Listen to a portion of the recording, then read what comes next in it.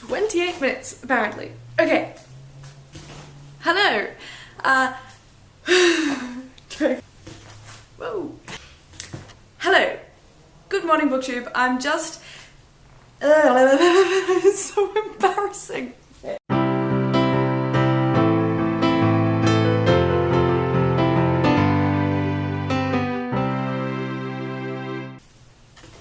Hello, BookTube. It's Span, and I'm actually feeling really kind of awkward about this today because it's been like 3 weeks since I've done any talking to camera, YouTubey, booktubey sort of stuff. But don't worry, I have excuses. I just have been really quite ill. I've had a sinus infection and it really knocked me down, and I couldn't breathe, let alone anything else. But I'm finally back, so I might be a day late, at least, maybe 2, by the time this finally airs. I am still reviewing books, I'm still reading things, and I'm still good with my goals, so yay. So I've been reading this amazing book called The Black Prison by Brent Weeks, but I'm only this far into it.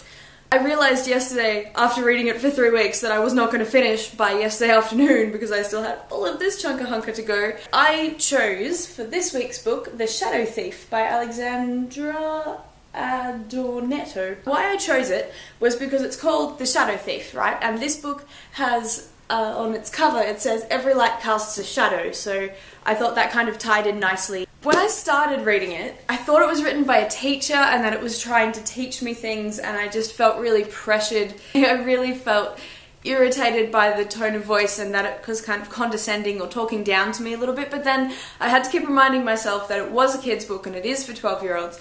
And so I looked up the author at the front here, and I learnt that she's not a teacher at all. In fact, quite the opposite. She was only 13 when she wrote this book. And then that sort of transformed my mindset, and I really loved it. I got really inspired, and I was really proud of her, and I was like, yes, this is awesome, good work. So the story follows a young girl named Millie and her friend Ernest, and they live in this town called Drabville, which is all shades of grey, and it's all, no, not shades of grey, it's all grey and uncolourful, and everyone follows the rules, and no one ever thinks for themselves, they just go about the same thing, and it's really boring and dull.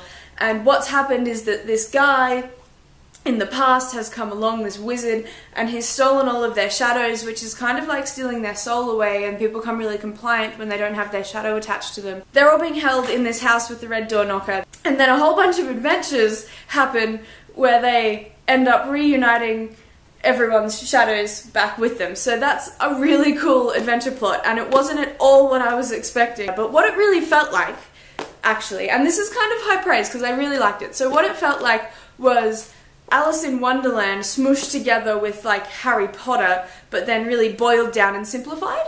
I feel like there was just so much in it, like it was kind of this happened and this happened and this happened and this happened, and it was all very, I guess, disjointed from each other in the same way that Alice in Wonderland is. Like, it was a little bit nonsensical in parts, and I was like, oh my goodness, very, very Alice. My favourite character in the whole book is this flamingo. So there's this secretary flamingo who works for the mayor, and he has like a tie on, and he does the filing with his big webbed feet, and he's just this frazzled thing, and he's like, I have to do the filing, I'm one of the best secretaries. Flamingos are known for being really good secretaries. And then he gets really, really sad and depressed and upset when it's mentioned that he's actually captive, and he's got this deep history and past, and then he's just back to the filing, back to the filing. He often just like would vanish, and then there'd just be like one pink feather floating down in the room. It brought up quite a lot of imagination in my mind, like I really imagined the scenes that were happening, so that was good. And in its genre, I would say it's really good. I really liked it. Yeah, hopefully, next week I'll finally have The Black Prison for you finished. However, who knows, it might take me even longer. Hopefully my mind is back and my health is back and I will be able to get through this. But I'm really, really enjoying it, just heads up that hopefully it'll be a positive review of it. As long as they don't fuck it all up in the end, it should be good. Okay, so thanks so much for watching, everybody. Hopefully this was not too awkward. I'll see you again next week, and I will tell you all about this amazing concert I went to, Troy Sivan concert on Thursday, on Monday, and that'd be great. Alright. alright, I'm out. I have to leave. Okay, goodbye. How do you turn this thing off? I nearly did the wink again. Ugh. Okay, let's try that one more time.